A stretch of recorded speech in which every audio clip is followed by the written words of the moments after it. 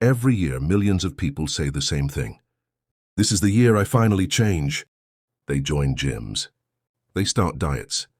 They feel unstoppable. But by February, 90% of New Year resolutions are already gone. And it's not because people are lazy. It's because the brain is wired to fail them. This video isn't about discipline. It's not about motivation. It's about psychology. Your mind has built-in mechanisms that quietly destroy most resolutions before you even notice.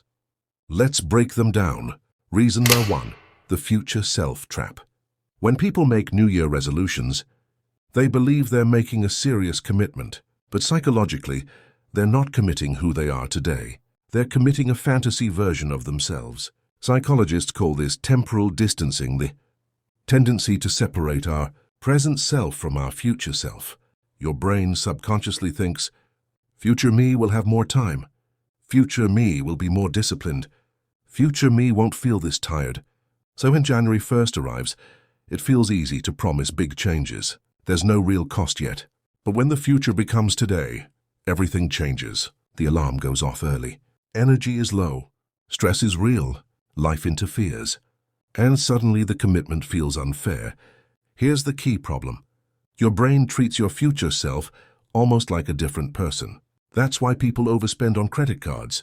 That's why they procrastinate important tasks. And that's why resolutions collapse. You're passing responsibility to someone you won't feel emotionally connected to later. Studies show that people who feel less connected to their future self are more likely to break promises, delay effort, and abandon goals. So when motivation fades, the brain says, skipping today won't matter. I'll restart tomorrow. One day off won't hurt. And that single decision repeats quietly until the resolution disappears. This is why most resolutions don't fail dramatically.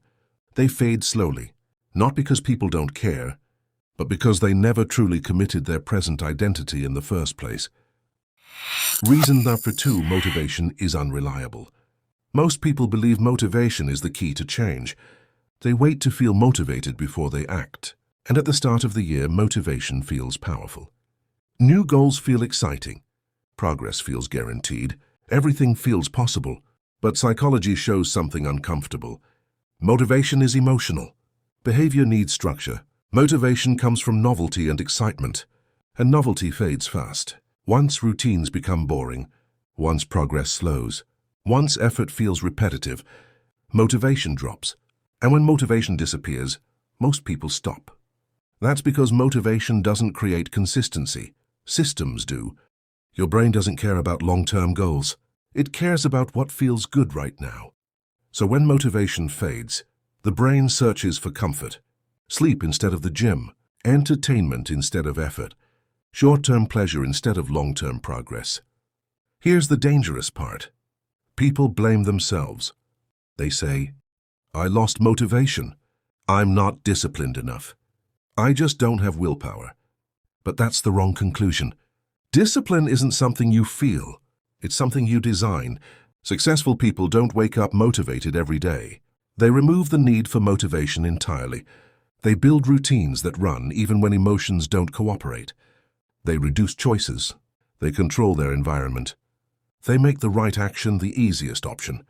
Meanwhile, people who rely on motivation are stuck in a cycle. Excitement, effort, burnout.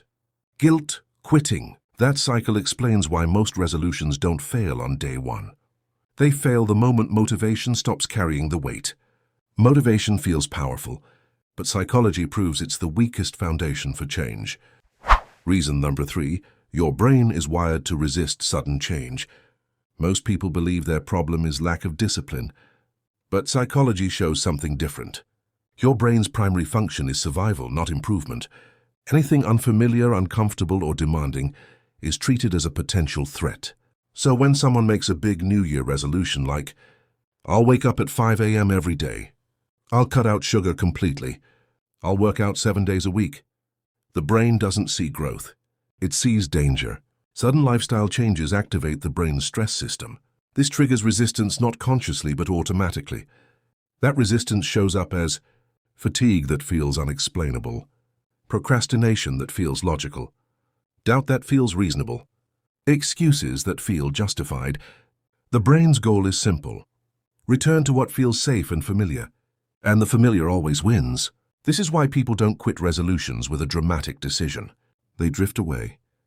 They miss one day, then another. Then the routine feels broken. Psychologically, the brain prefers consistency over improvement. Even a bad routine feels safer than a new one. And when people push too hard too fast, the brain pushes back harder. This creates what psychologists call ego depletion, mental exhaustion caused by constant self-control. Once that energy is gone, self-control collapses. Not because the person failed, but because the brain protected itself. That's why extreme resolutions fail more often than small ones. The brain accepts gradual change. It resists sudden transformation.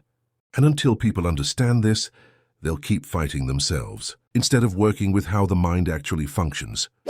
Reason number 4, identity conflict. Most people think habits control their life. Psychology says the opposite. Identity controls habits. Every person carries a story about who they are. I'm not consistent. I always give up. I'm just not a disciplined person. I've never been good at routines. These beliefs feel harmless, but they are powerful. When someone sets a New Year resolution, they're not just changing behavior.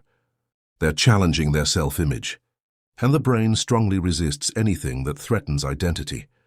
If a person sees themselves as not a gym person, going to the gym feels unnatural, even uncomfortable. Not because the activity is hard, but because it conflicts with how they see themselves. This creates internal friction. Every action feels forced. Every missed day feels like proof that the old identity was right.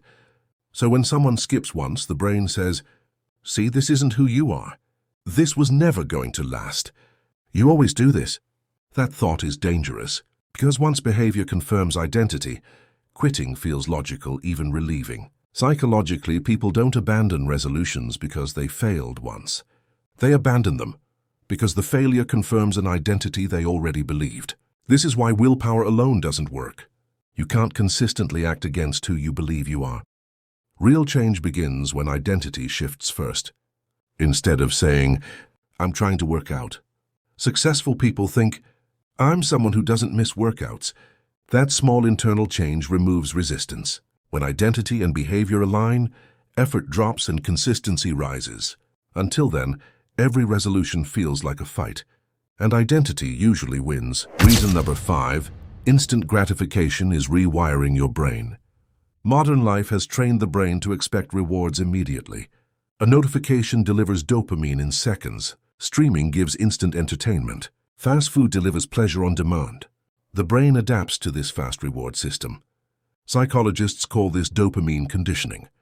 Over time, the brain becomes less patient and more impulsive. It starts avoiding anything that doesn't produce an immediate payoff. And that's where New Year resolutions collapse. Healthy habits offer delayed rewards. Working out doesn't feel good right away. Studying doesn't produce instant results. Saving money doesn't feel exciting in the moment. So the brain compares two options: short-term comfort now, or long-term benefit later. And it almost always chooses now.